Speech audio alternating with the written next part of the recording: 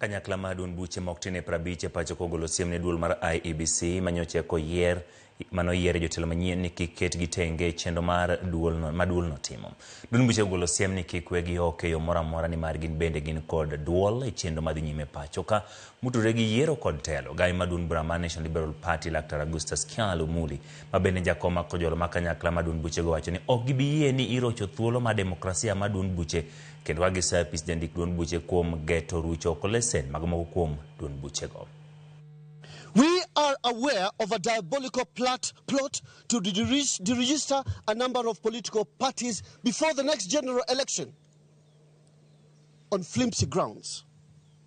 This scheme is in high gear, and the IBC Commission may be well aware of or even complicit in it. Maybe this is why they do not want to meet the political parties. After all, maybe why they think why should they engage with us, and many of us are going to be deregistered. Fellow Kenyans, let us be reminded, multi-party democracy is not to be taken for granted. Multi-party democracy is not a given. It was paid for in full by Kenyan blood, and that's why you have all these political parties in existence. As things stand now, one cannot be recognized as a member of a political party, even if he or she has